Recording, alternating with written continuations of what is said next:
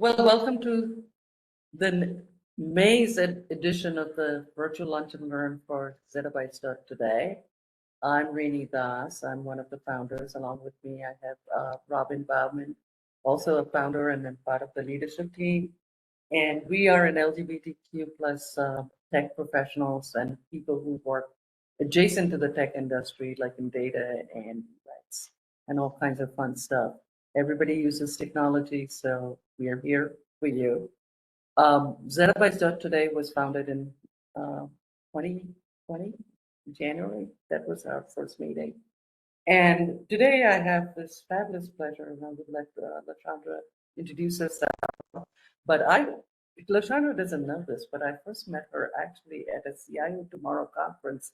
You were on the podium while you were working for National Church Residences. Yeah, that's right. And you were with Mary Bain and some of the other folks out there.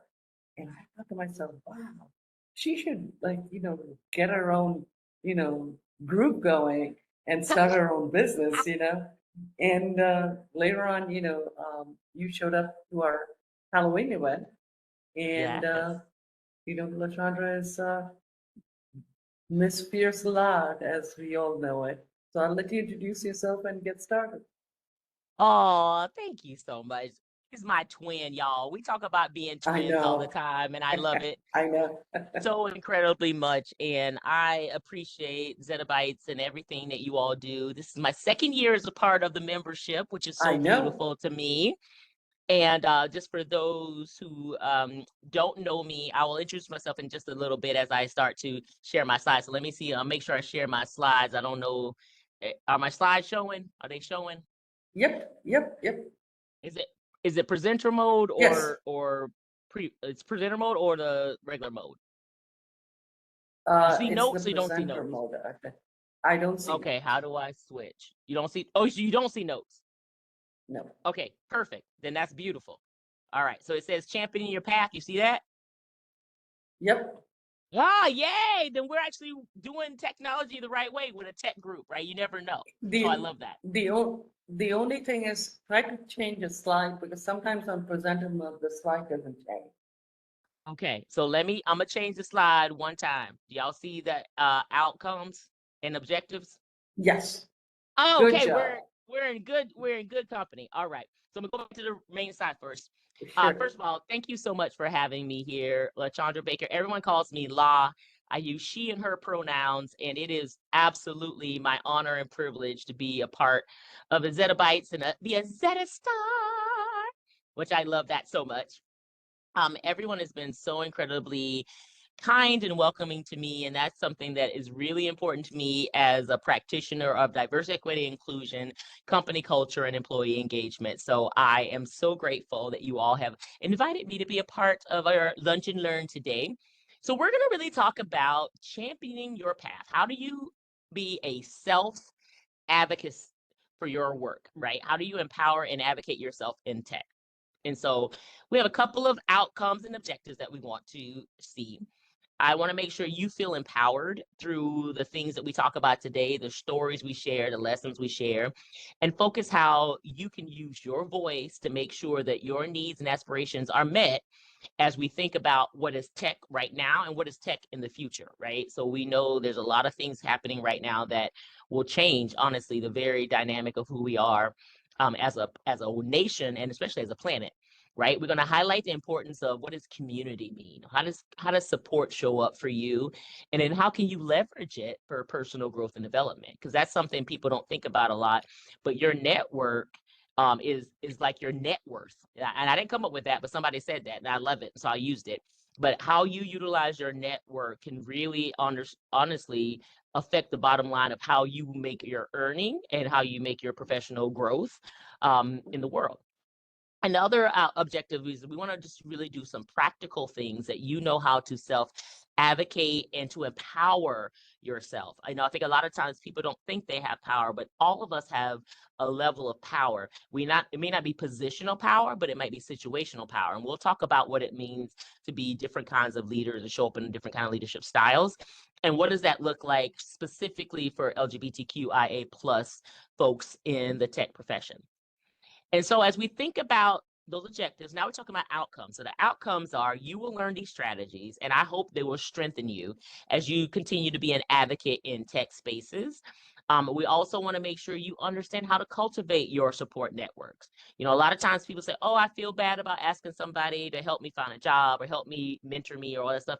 People are just waiting to give you advice. Let me tell you, every time somebody asks me to mentor them, I love it because then I can just spout my opinion 24/7, 365, you know, and I'm the baby of the family. So, you know, your girl loves some affirmation and, being made to know that, oh, you're a priority? Great. Thank you so much. Right. But then also we want you to leave with some actual actionable strategies that you tomorrow can even start to implement into your life. And so we're going to have a journey, and it's going to be interactive. It's going to be fun.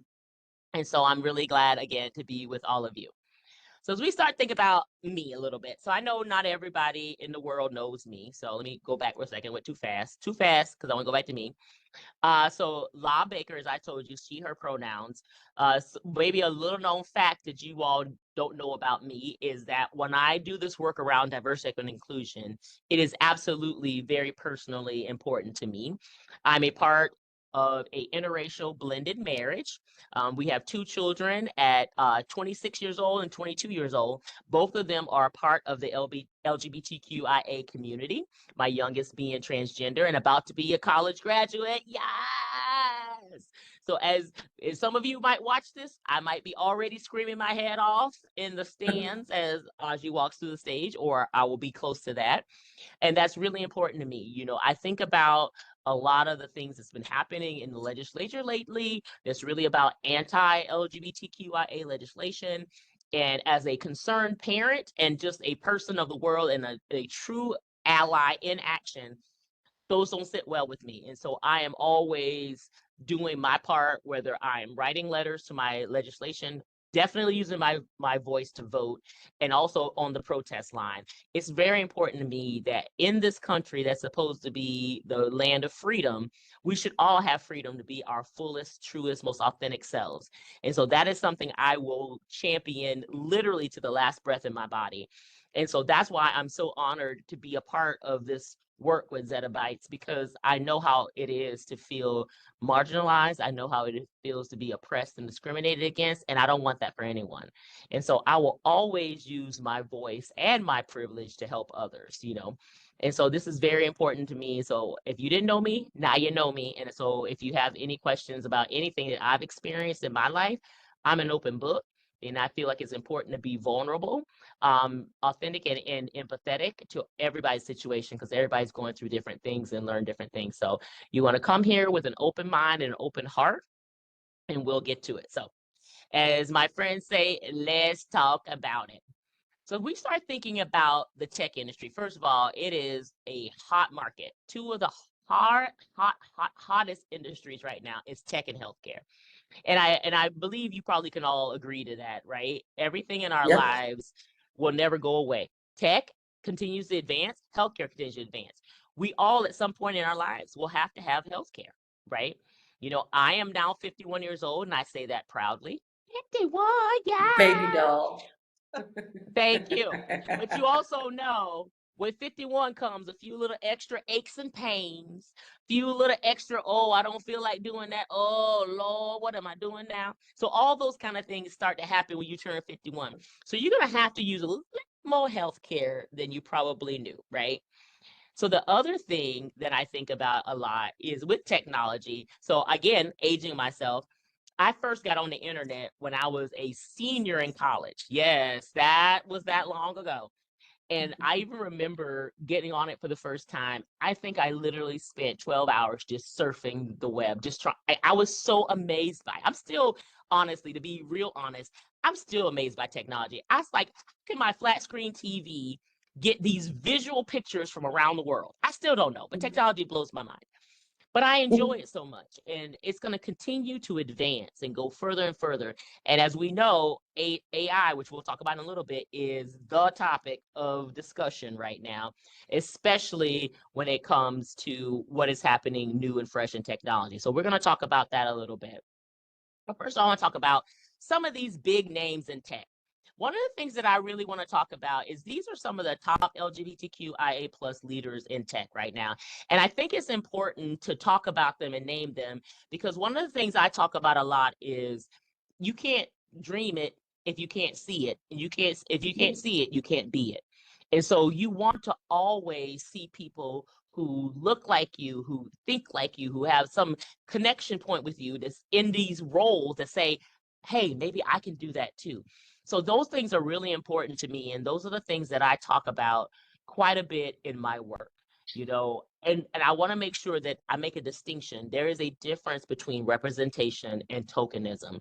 Representation meaning your thoughts and perspectives and viewpoints are included in how we think about and do decision making. We don't just want your face on our website saying, oh, look, we hire LGBTQA. Oh, look, we hire people of color. I don't want that. But are you including me in how you make decisions? Are you including me in how we talk about how to improve this product and service? And so that's why I think it's super important to have people who resemble us or resemble our lifestyle to be in these roles, because it tells us it's possible. And it tells us that those people who are making those decisions at a very high level and signing those checks at a high level will be thinking about people like us when they're making decisions.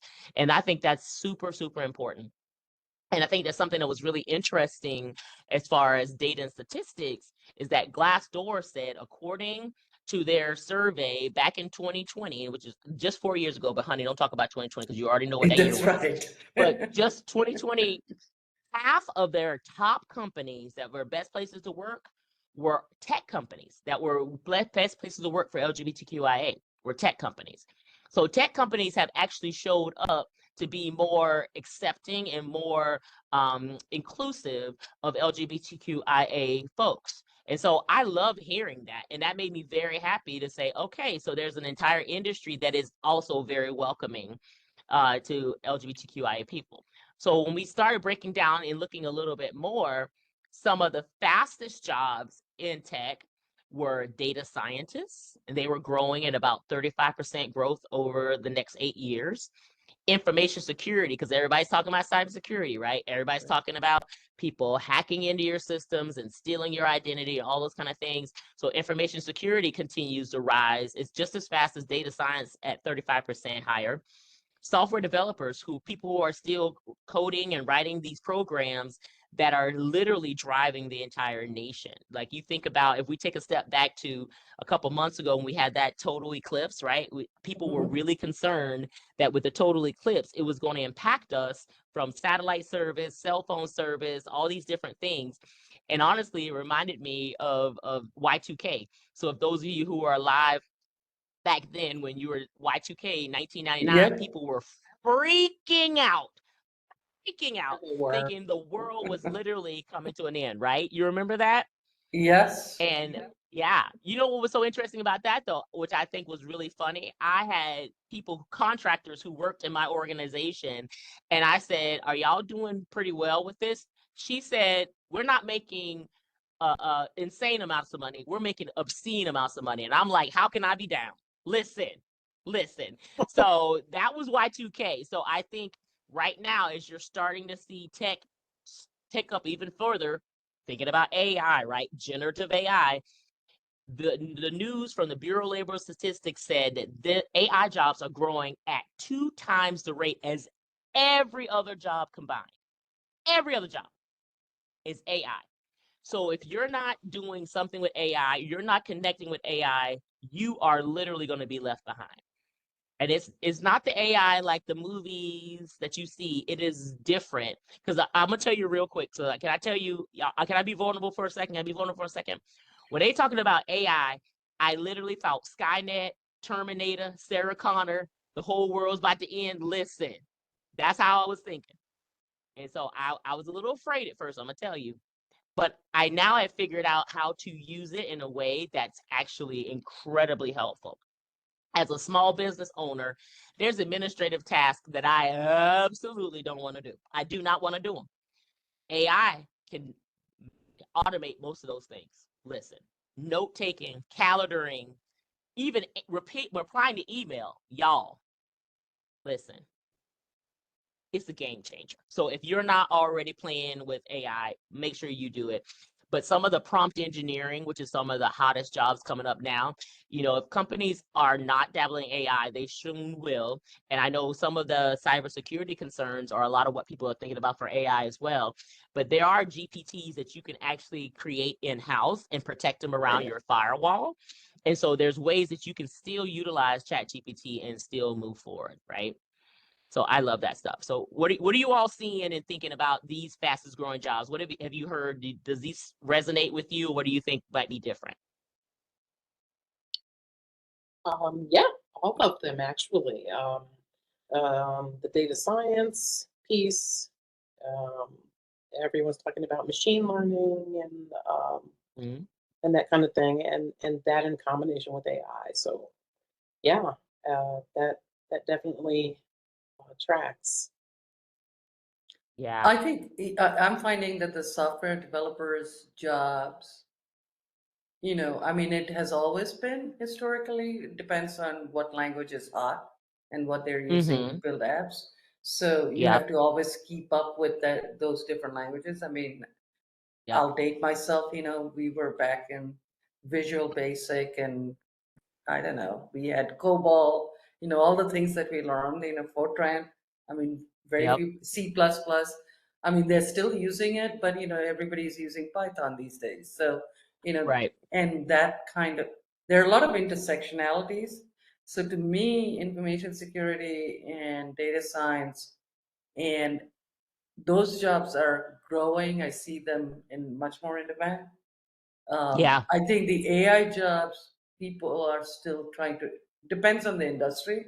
Like I haven't Yeah. seen AI jobs, showing up, um, let's say in healthcare, other than people who are Mhm. working in research or something like that. You see what I'm saying? Yeah. Yeah, I do.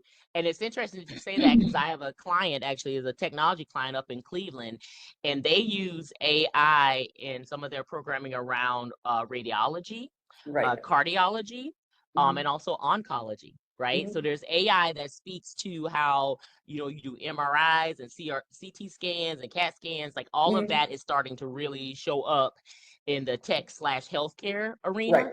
So Right. that's really fascinating to me. Yes. And Vandana? hello, Vandana. Hi. Hey, hi. Yeah, sorry, I got a few minutes late, but pretty exciting. So here's my thought. We can't run away from AI. AI has been there forever. It's been Right. going on in its own format. Like you said, it's not really related to only tech, but again, coming from a healthcare experience, I can say AI has already made it into healthcare.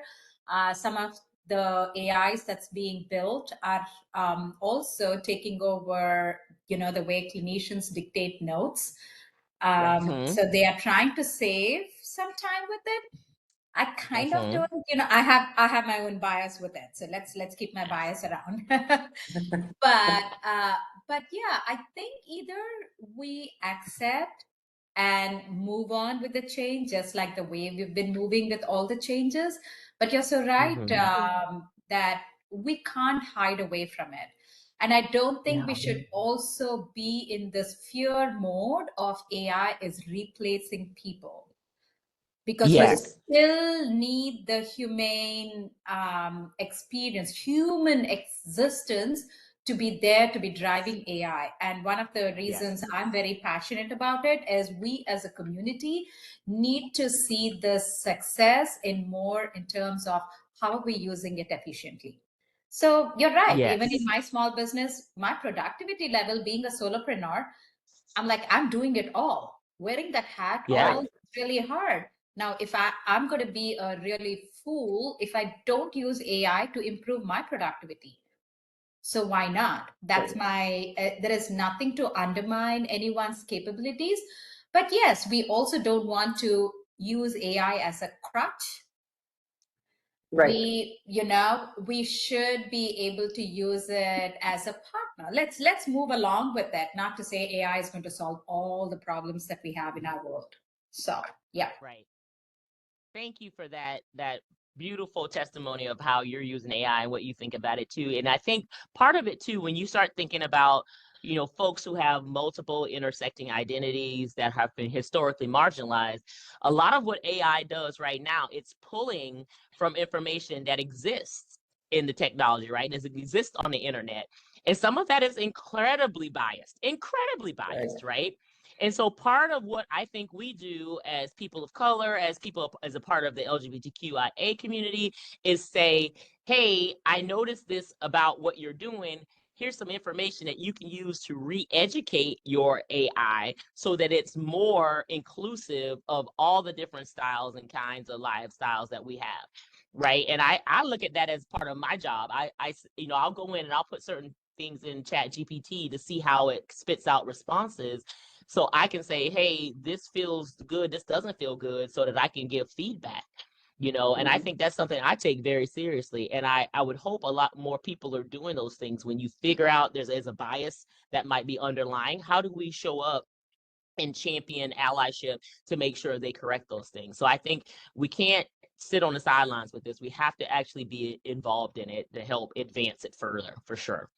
Yeah. So I'm very grateful to you all for sharing that. So thank you for sharing with me. So one of the other things I want to talk about is how we use tech to support the LGBTQIA community, right? There's a sense of connectivity, coming out of 4 years since COVID, right? It was intense. I don't know how you all felt about it, but COVID was incredibly intense to me. And I'm somebody who loves to connect with people in person and feel the energy in the room, but we were not allowed to do that, right? So a lot of people found their community through online sources. And part of that, when you start to do that, you start to explore and see different people and different lifestyles. I have some great LGBTQIA creators that I follow. Monroe Bergdorf over in the UK, Alok Vaid Menon here in the States. And then, so there's a lot of different people that I follow that. How can I educate myself and understand more of what other people are living in their perspective so I can grow in my own self, right? The health and wellness, right? We've seen a lot of, unfortunately, anti-LGBTQIA, anti-trans bills that would deny gender affirming care. And so part of that is we have a responsibility to make sure tech and the world at large are more inclusive and accepting of people who have different lifestyles and different healthcare needs. And it's so interesting to me how so much of this has become this political fodder when you think gender affirming care has always happened, right? We've always had mammograms for women. We've always had pap smears for women. We've always had prostate checks for men. We've also always had these kind of things. So gender affirming care is not something brand new. It's always happened. It's always happened. And so now it's just been made this political ploy. So there's a part of us that we have to make sure that we're standing up and supporting the healthcare needs of all of our communities, especially our LGBTQIA. When it also comes to community resources, obviously we're very close to June, which is Pride Month. Yes. So very excited about that, but there's a lot of folks that may be living in a smaller town. And we're very lucky. We live in Columbus and there's an abundance of resources where we are. But think about somebody who might be in a small rural area who may not have access to an urban sprawling area. So there's going to be things that they're going to need. Maybe they have to find it online and use technology to get their needs met. So it's important for us to make sure those resources are available for anybody in those communities to feel safe. And then the online safety. This is something that is so incredibly important. And I think about not only physical safety, but I think about psychological and emotional safety as well. I think about holistically, what does that look and feel like?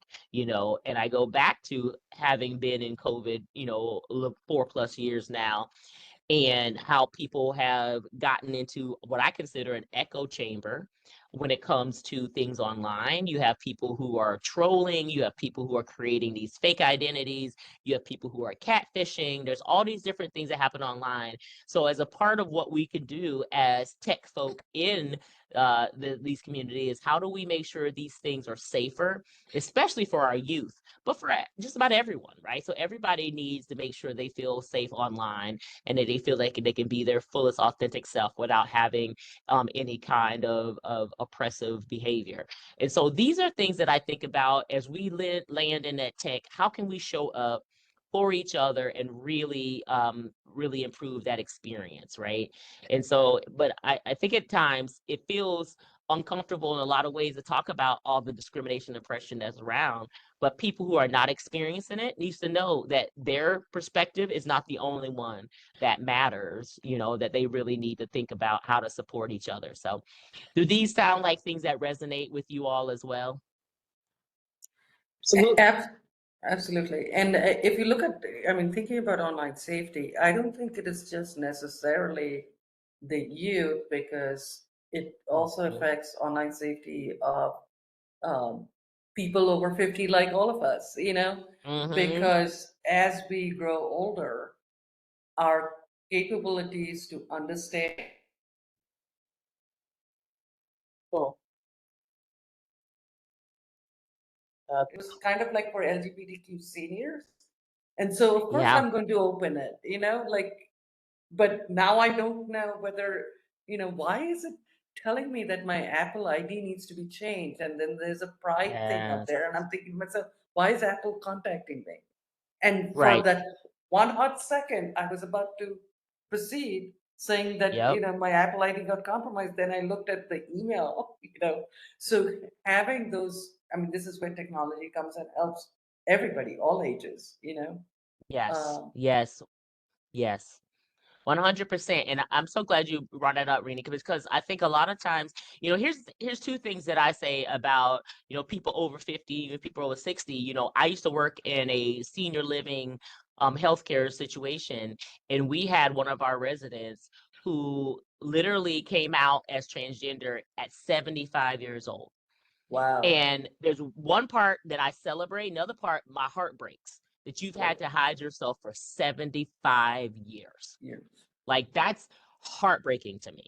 Mm-hmm. But I'm also happy that they finally found that peace, right? They finally found that way of doing it, you know? So I think there's so many different things that every stage of life that we're in, we're experiencing different things. And I think technology in a lot of cases can help that and help that move forward.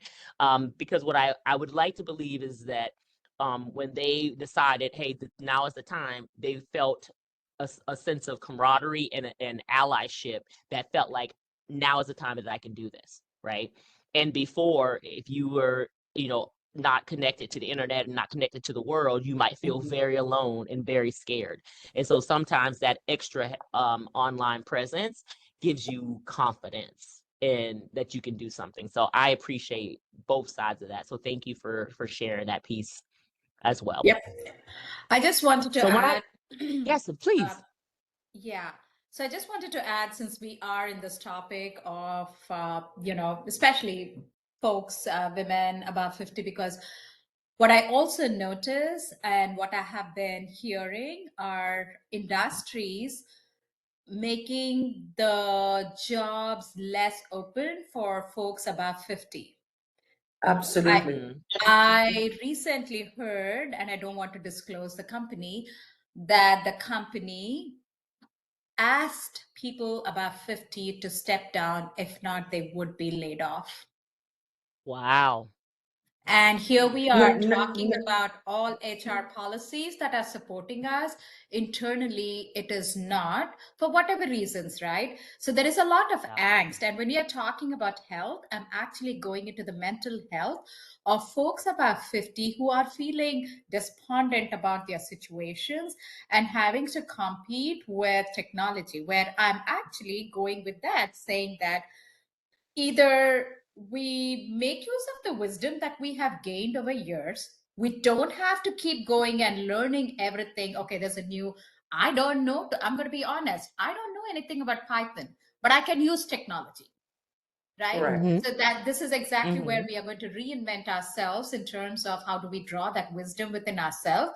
But yes, I think communities like this should be supporting folks above 50 who are finding extremely difficult to get availability in terms of jobs and offerings, or their talents are being underutilized. It's very sad to see very folks who are pretty well educated are doing nothing about the jobs, but their talent is being underutilized, and I think that's an important factor to take into consideration. Yeah, no, and I appreciate you saying that. Please, Rainey, and to please.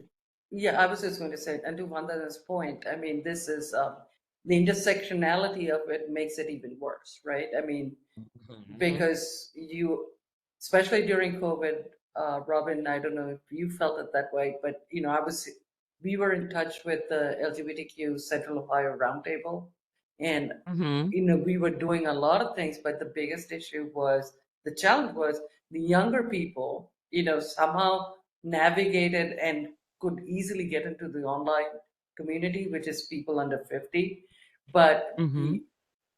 60 plus people could Mhm. not, I mean, they were still learning how to figure out Zoom. It's not like every Mhm. day they were doing that.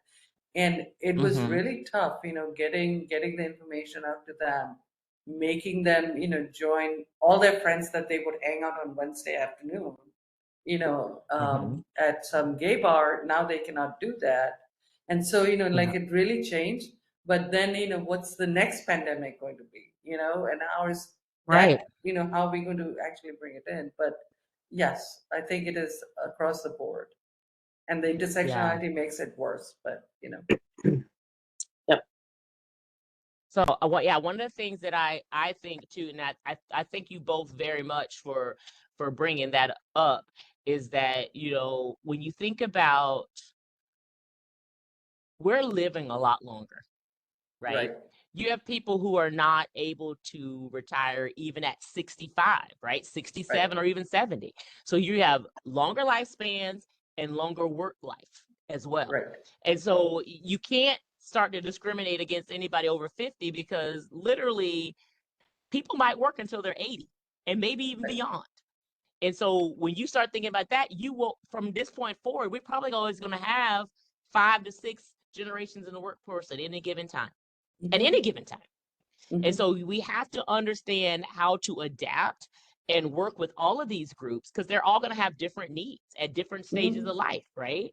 And so that's something I think these employers have to really think about. But I think it's also on us to raise our hand and be like, hey, have you thought about menopause in the workplace? Because that's a real thing Right, now. Have you right. thought Yep. about caregiving in the workplace that's beyond children? It's also parents. Have you thought Parents. about, sabbatical leave where people need to take a mental break, right? So there's those kind of opportunities that we have to really kind of help shape how HR is thinking about this. Mhm. And we show up and ask them, like, what are you doing to actually support the workforce as it starts to age and change at different stages of life? I Absolutely. think that's very valid points. I Yeah. think you So, you so go just ahead, nailed it please. at one of the. I was in a discussion in our topics not too long ago. Here is where our regulations need to change, even around the HR and with AI coming in. This is Yeah. somewhere that we need to keep steering towards where we are heading out to, because you just brought a really good point about, have we considered the fact that people above 50 are having to support parents? And this is, Mm-hmm. again, a real case scenario when a school teacher had to support her mother, her ailing mother, Yeah. through her father's death. Once she had to have that 1 month off, but it went against her.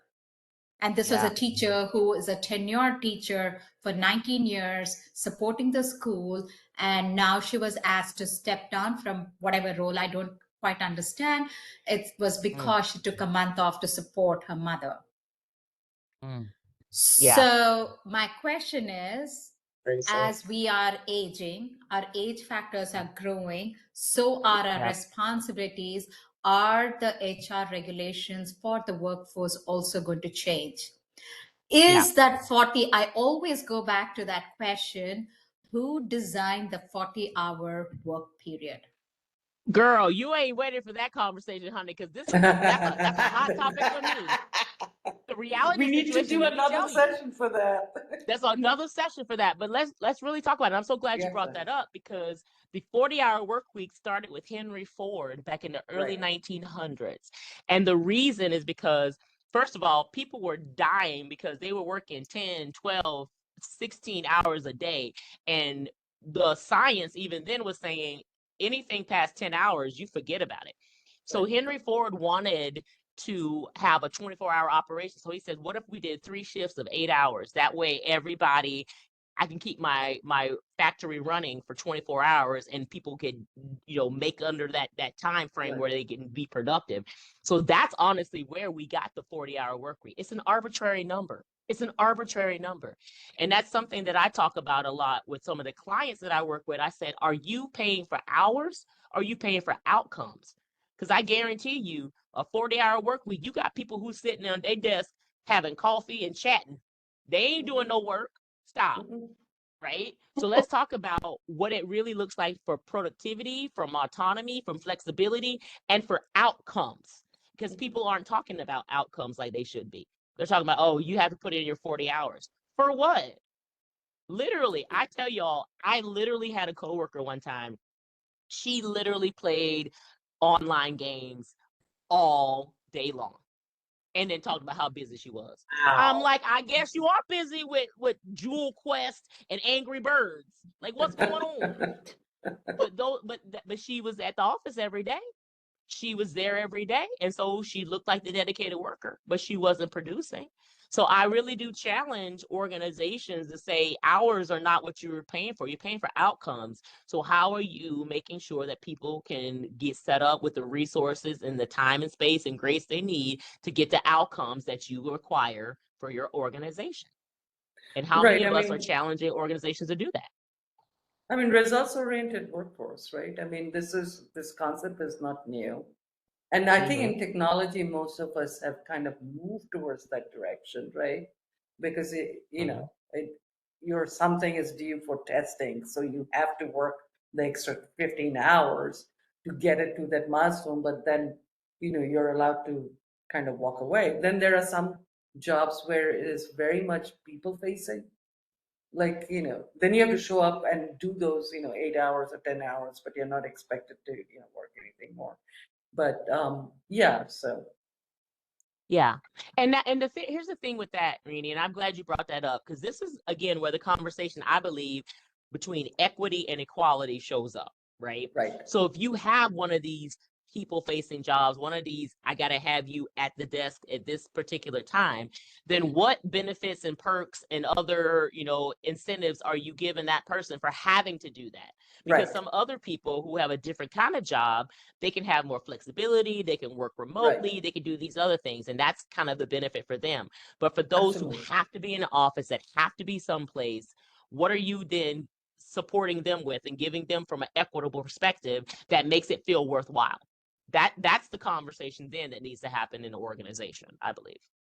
And I mean, to Vandana's point, I mean, using the example of that school teacher, I mean, it even gets worse for the LGBTQIA community, right? Yes. Because Yeah. you may not be married to anybody, but here you have, to deal with your parent, but, like your partner's parents. Yeah. But officially on paper, like especially with some school districts, if you are LGBTQI plus, person, you cannot even be officially out in this, in 2024, Yeah. and you cannot even like go out and say, I have my partner's, parents to take care of, and Yeah. so I'm going to take in a few weeks off. They just quit Right. because they cannot be even out about it. They cannot even talk about it. Right. So Yeah. And anyway, I think we I appreciate you digress. bringing up that point. Yeah. I'll let you bring you back to this. No, that's okay. But part of this is right. It's about self-advocacy, right? And thinking Right, about what your needs are and how you're allying and advocating for others. These are incredibly important topics that are important for all of us. So I don't right, feel like it's a digression at all. I think it's actually furthering my points right, about how we need to be able to show up and champion ourselves and champion each other to make sure we get what we need to be professionally successful, but also personally successful. right. And I think a lot of times that's what I think is always, to me, the biggest thing that came out of COVID is that you cannot separate your personal life and your professional life. You cannot separate the two. I am one being with multiple facets that make me who I am, but I can't separate them all to be in a situation, right? If I'm worried about the safety of my 2 LGBTQIA children, I'm gonna talk about it because I can't focus on your little presentation without telling you this is where my head and heart is, right? I can't go do this new innovation if I'm concerned about my own personal safety. So you have to use both. There's organizations that have to come together that make sure that they can help fulfill you from that professional growth perspective, but also give you space and grace to do the things you need to do personally. And when you can find that symmetry, when you can find those two things together, that is the goal. That is the goal, to have that kind of work life experience, that you can have both at the same time. Right. So I think that's really important. So that actually So flows let very me ask beautifully. Oh, you, sorry. Come on, yeah. please. Come on. Yeah, Yes. when you said self-advocacy, yes, we are talking about, adults, but I'm going to focus because not too long ago, through my passion, I got an opportunity to, share my yoga passion with high schoolers. And it was heartbreaking to see young 16 and 17-year-olds actually hide behind their scene of who they really are. And it was extremely sad to see this child who never wanted to show his or her face because of the identity he had. He personally told me he should be called by a certain name, but the school did not acknowledge it. It was heartbreaking. It just opened up, and this is happening in our very own community of Columbus. And my question is, how are we supporting these young souls from getting themselves into the real world when school is a place of empowerment for these children? And yet the schools are not supporting them revealing their identity. Yeah. And that, thank you for sharing that. And that also breaks my heart. And I think here's the biggest challenge. And this is why I tell people your voice matters, and who you vote for and who you support matters, because these teachers in these school systems are being honestly held hostage in a lot of ways by legislators. These legislators are writing these incredibly awful, incredibly oppressive bills because they're afraid of losing power. And so they're making those of us on the marginalized community the boogeyman, to be honest, about that. And so that's what they're trying to do. Let's not forget the school boards. I mean, they've been they're elected people too. So, Yeah. And they're following the rules of like the Ohio Department of Education and the national federal Department of Education. And a lot of times, and we've talked about this, talk about a whole nother topic at some point, is the education system was created for people who were working manufacturing jobs. It's like, we tell you what to do, you go do it. They don't teach critical thinking. They don't teach ways for you to think about being an inclusive leader. They don't teach you how to run a household and be effective. They teach you to a standardized test, and that standardized test doesn't include all of us with marginalized personalities and identities. And they're telling you, if you master the standardized test, then you will be successful. And that is not the truth. And people know that now. That's not the truth. But we're so ingrained in that very frail and faulty education system that we got to get ourselves out of it. And that's part of the problem, is that we're teaching these kids one way that's not real life. And we're seeing more of that in the millennial and Gen Z populations and generations, because they're like, you sold us a bill of goods that is not right. You told us to go to a 4-year college. You told us to get a master's degree and we'd have these good paying jobs. You told us all this stuff. Now we're swimming in student loan debt and making a job that's like $35,000, $40,000 a year that will take me 175 years to pay off this debt. Don't mention the white picket fence in the house that you told me, the 2.35 kids and a dog. We ain't getting none of that. We're not getting any of that. And so that's part of the challenge. That's part of the challenge. We've created this American dream lifestyle that we told people that it's attainable, and now we see it's absolutely not attainable, even for the 50 plus of us, right? So it's very interesting where we are in terms of workforce and how we are going to change the future of the workforce. And that's something I'm very passionate about. So I totally appreciate Madonna bringing up around that 40-hour work week piece, because it's really interesting how we move forward from this place going forward. And there's a lot of countries outside of the United States that are doing much better than we are in those terms. And we have to think differently of how we're showing up and how we're doing this work, for sure. You know, Absolutely. and so as we, oh, please, Robin, please. No, I was just agreeing with you. Oh, okay. You know, so part of when I talk about being a self-advocate, talk about being your own cheerleader, what self-advocacy really is about is what are your needs, what are your rights, and how do you need to speak up for those things, right? And it's really, you know, people say it's courageous, but I think it's just justice. I think courage is something that's a lot deeper and more important. That justice is what we deserve. It's what we deserve. We deserve to have a place where we are seen, heard, valued, and respected, all people. And so that's, to me, what they call table stakes. So we shouldn't have to fight for those. So with you being a self-advocate, but knowing the world is the way it is, we have to be confident in who we are and then competent in how we show up. And so those things are the biggest parts of being your own advocate. The second part of that is really about being a good communicator. Like, how do you articulate your needs? You know, it's not just about, hey, this is happening. It's like, hey, this is happening and this is why I need it to be different. And it's not about placing blame or making any kind of defensive statements. It's saying, I feel overlooked maybe in meetings and I need to have my voice and ideas heard more clearly. It's a statement of fact. You know, I think a lot of times people think anything that you say that's against what somebody else said is a confrontation. It's not a confrontation. It doesn't always have to be confrontational. It's saying, these are the needs I have. These are the needs that are not being met. How can we work together to make sure your needs are met and my needs are met? That's a statement of fact. That has nothing to do with confrontation, has nothing to do with blame. It's saying, this is what I need to be successful. You hired me to do a job. To do that job, I need resources and I need support. I don't feel like I'm getting those resources, that support. So it's hard for me to do my job successfully. So how are we going to remedy that? Did that feel confrontational? I don't think so. It was stating the needs and what we need to do of how to solve those needs, right? And negotiation is something that it's a double-edged sword for me, to be honest with you. When I think about, I was a part of the legislation for the City Council of Columbus that made pay equity a thing, and pay history is off of applications. And the reason is because women and people of color historically get paid way less than their white male counterparts. So if you're not asking for salary history, then you can tell me what is the salary range for this particular job.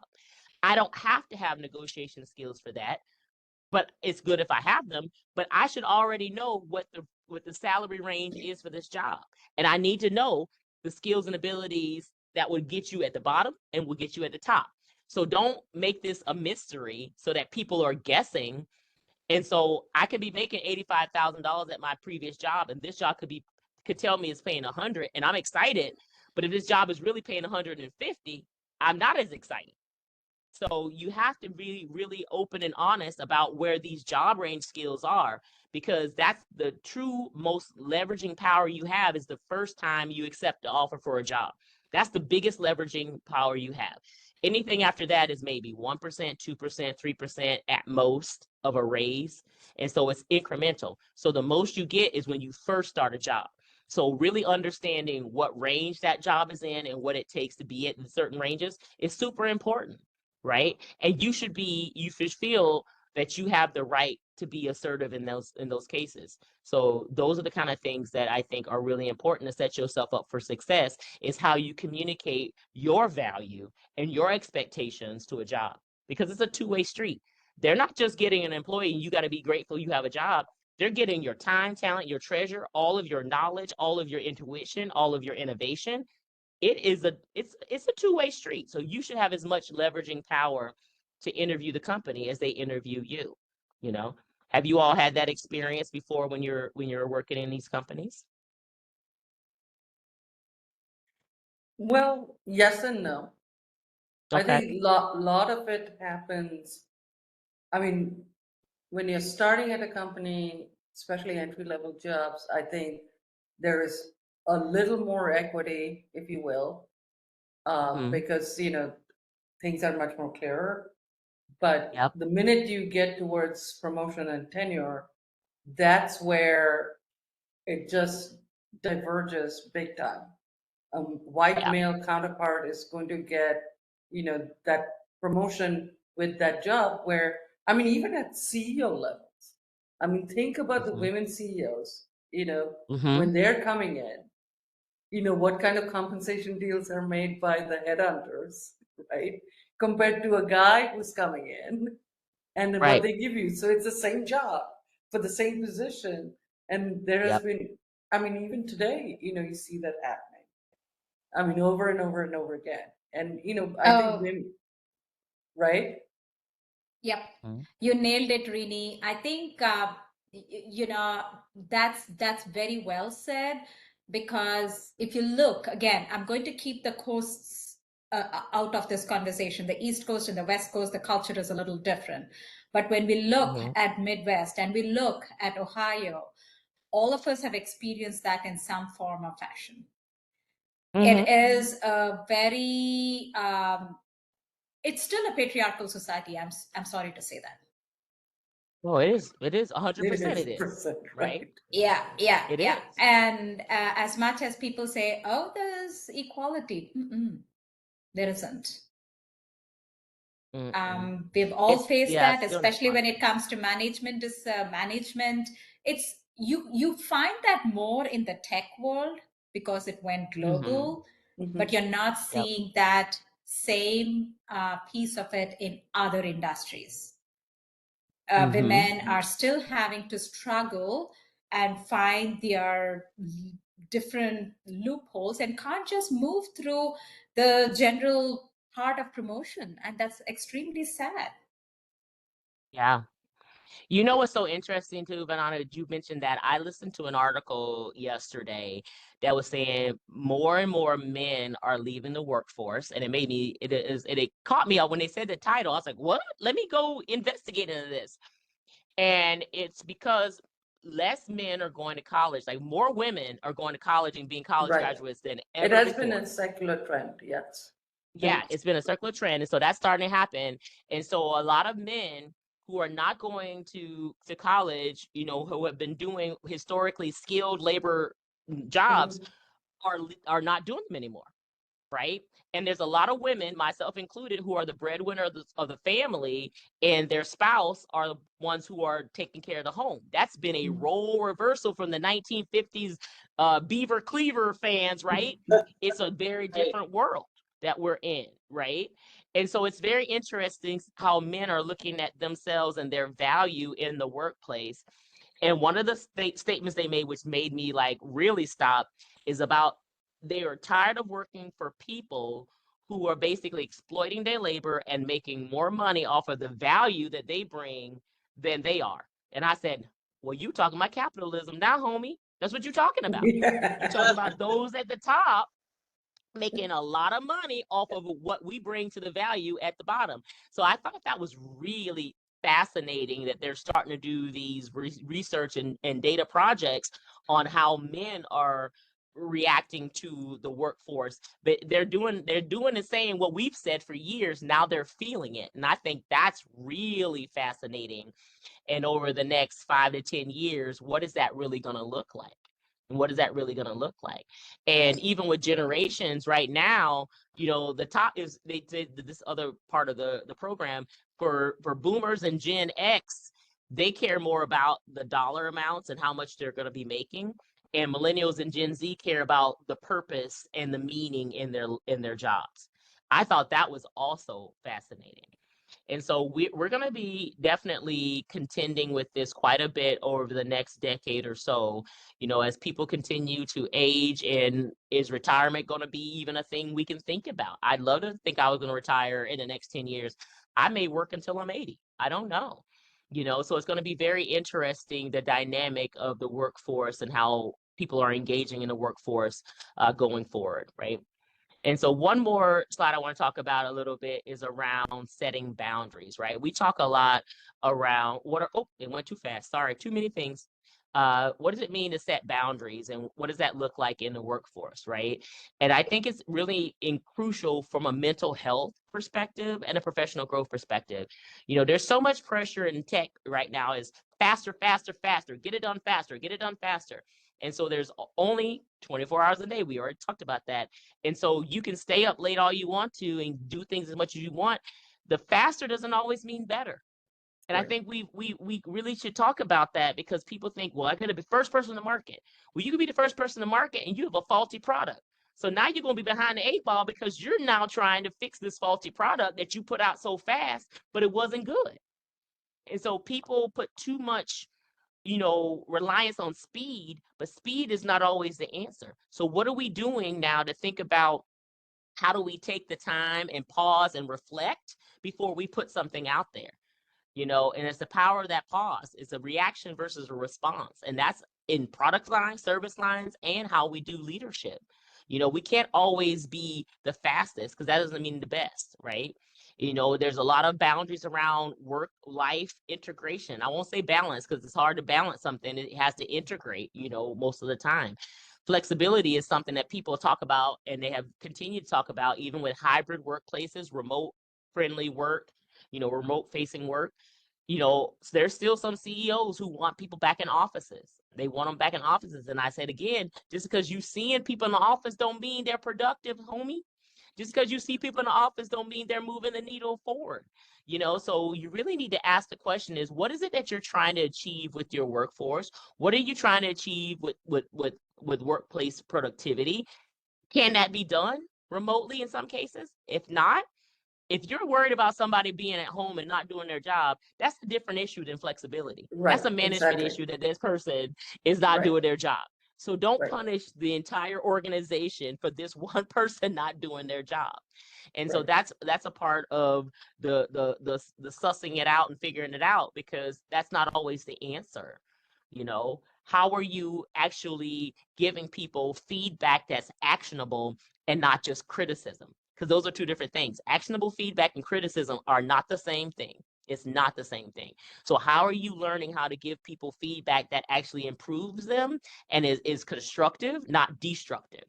And so we have a lot of room to grow with how we are teaching people how to be leaders, and how we're teaching them how to manage teams. And just because somebody is a great individual contributor does not make them equal to a good manager. Because being able to lead, motivate, and influence people is not the same as being technically savvy. It's not. And so how do you continue to learn how to do that and take people on and say, okay, you do this really well, you don't do this really well. Let me coach you up to get you ready. And so those boundaries and communicating boundaries are super important, I think, when it comes to really being able to be a great person and worker, and a leader of not only yourself, but a leader of your situation. It doesn't always have to be a title leader. It's you're leading a project, you're leading, your work, and you're leading yourself. And so that's why self-advocacy is so important, because you've created this awareness within who you are and how you show up. Then you're able to really take that to the next level, right? So I want to be respectful of time and give a little bit of time for some questions. I know we're coming up to the hour, but what questions do you have? Let me end the slideshow so I can see everybody and see what questions do you have. And I love the interaction that we've had so far. This is so beautiful, and I love hearing from each of you. So what other questions do you have about advocacy in this work? So if I may just ask real quick, so what are some tools and support that you're actually giving the community to enable them to be self-advocates? I understand the part of courage, but also if you notice the environment now, there is less psychological safety in our workplaces, and it is extremely sad. Mm-hmm. Yep. Very So sorry, go ahead, please. Yeah, I'm I didn't mean curious to to interrupt you. hear Just from finish your how, question. I'm curious to hear how we as different communities, and I love the work each one of us are doing, that we actually come together to, focus and take this one step forward. Yeah. For sure. Thank you for that question. There's two things I'll say. There's a bit about individualistic society and a collectivism society, right? And as we think about the things that we want for ourselves, how can we think even bigger and want them for our community? And so a lot of that with self-advocacy is knowing who you are, the good, the bad, the ugly, all of that, and being able to say, okay, these are my strengths, these are where I'm going to focus on, these are my weaknesses, and I need to be better. But who does this better than me? Let me connect with that person and let them help me, and then I help them what they need. And if we start thinking about the greater needs and not just our own, that's when we move the needle. There is when this the narcissistic, selfish society that gets a lot of play, that is actually not where the majority of the people are. So when you're in these situations and these groups, when you're advocating for yourself, advocate for what's bigger and better for the whole team. Now, that doesn't mean you're always going to get 100% of what you want. Compromise is not like that, right? Even in a partnership, right? When you are partnered with your significant other, there's a give and take to all of that. That's relationships of all kinds. That's work relationships, that's personal relationships. It's like, what is the end goal we're trying to achieve in this relationship? Then what does that mean you need from me? What does that mean that I need from you? And then how do we create something completely new and different?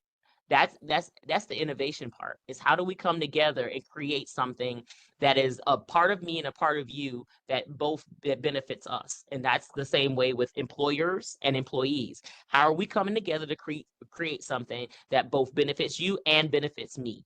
And so that's the question you have to ask in the very beginning. What are we trying to achieve? And I think, also to add, Lachandra, what you just said, to Vandana's question, as a community, or even as an employer, business owner, or leader, whatever the space is, I think it is very important to. We had the whole lean in, conversation 10 years ago, 15 years ago. And that was, Yep. Sort of like self-advocacy, right? It was basically lean into your, thing. But I think that the value of the community comes in is where I can tell Robin, we can have a one-on-one conversation and it's a safe space. Yes. And it's very important that you can share and we Yes. can then discuss how to tackle it together. And I think building community one person at a time in that sense, Yes. or giving that sense of safety. Yes. This applies to the student who came to you, Vandana. It applies to, something Robin knows about. A friend of mine who's 51 years old has recently left the job and joined somewhere else. But the accumulating experience that she experienced, I was a safe space. You could, I was not in a workspace, but it is an adult, you can have a conversation where it's not just empathy, but you can actually work out things to do to make that self-advocacy become advocacy, That's right. That's right. community-wide. So I think that is a very tactical thing to do.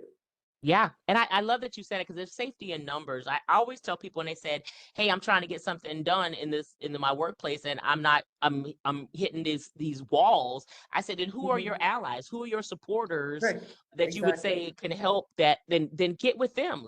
It's the safety in the numbers. It's the collective voice that actually moves the needle. So I love that you're saying that, Rini and Vandana, because that's important. That's very important. It's interesting that you brought about allies. Just to close out, I know sometimes I can talk a little too much, but it's extremely sad. Yeah, it's extremely sad to see a woman not being an ally for another woman. Right. And I'm very passionate about empowering women. This is one piece that I always want to step up and say, can we create that space? And the reason it's unfortunate to see women seek certain other ways of getting their way, it's unfortunate. We don't have to fight it that way. Should we be thinking the way our leaders or our managers are looking at, don't manage my work, manage your people. Have a different way of thinking there. But yeah, I do too. Yeah. Yeah, no, I agree with you. I say you manage work and you lead people. Right. And leading people, meaning you're giving them grace and space to try things, to make a mistake, to learn from it, and to try again. I don't think even in the workplace, we talk enough about failing and the lessons that learned when something doesn't work out. We don't talk about that enough. And I think even as women, people of color, and as LGBTQIA, another identity, we are afraid to fail in public. We don't get the same allowance to fail in public as our white male counterparts. And so that's something like I love what you said about creating safety for each other. I am a safe space. I tell people all the time, if you need something, let me be your safe space so we can work together and I can help fortify you. And I'm standing at your back. I'm standing at your side to help you get through it. We have to champion each other in that respect. That's really important to have that safe space together. Mm-hmm. Yep. Yeah. Well, I'm so Well, grateful for this you all was to have lovely. me. Thank Thank you so you. much. I Thank you love so being much here for and learning coming. from you all. Of course, I learned as much as y'all learn from me. I learn from others. That's the whole point of this world, is to be a lifelong learner, keep your mind open, have a growth mindset. And so I'm very grateful for the time. So thank you all for engaging with me. Thank you, Thank you. Lachandra.